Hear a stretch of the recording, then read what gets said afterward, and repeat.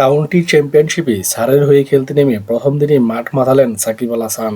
বল হাতে প্রতিপক্ষের ব্যাটারদের জন্য আতঙ্কের কারণ হয়ে দাঁড়িয়েছেন তিনি। টন্টনের সামারসেটের বিপক্ষে প্রথম দিন সাকিব বল করেছেন 33.5 ওভার, সেখানে রান দিয়েছে 97 এবং উইকেট তুলে নিয়েছে 4টি। সাকিব আল হাসান ঘূর্ণি বোলিং এর উপর বল করে সামারসেটের 317 রানই অল আউট করে দিয়েছে সারে। টস জিতে ব্যাটিং করার সিদ্ধান্ত নেয় সামারসেট। 95.5 ওভার ব্যাট করে তারা পাকিস্তানের বিপক্ষে টেস্ট সিরিজ শেষ করে বাংলাদেশ দলের ক্রিকেটার দেশে ফিরেছে শুধু সাকিব আল হাসান বাদে। ভারতের বিপক্ষে টেস্ট সিরিজ খেলার শুরুর আগে একটি ম্যাচ খেলার জন্য ইংল্যান্ড চলে গিয়েছেন সাকিব। কাউন্টি চ্যাম্পিয়নশিপ ডিভিশন 1 ম্যাচে সারের হয়ে খেলতে নেমেছে বাংলাদেশি অলরাউন্ডার সাকিব আল হাসান। টস জিতে ব্যাট করতে নামা সামারসেটের হয়ে দুর্দান্ত ব্যাটিং করেন টম ব্যান্টন, তুলে নিয়েছেন একটি দুর্দান্ত সেঞ্চুরি এবং তার সেঞ্চুরির উপর বল করেই তার দল 317 রান সংগ্রহ করতে পেরেছে।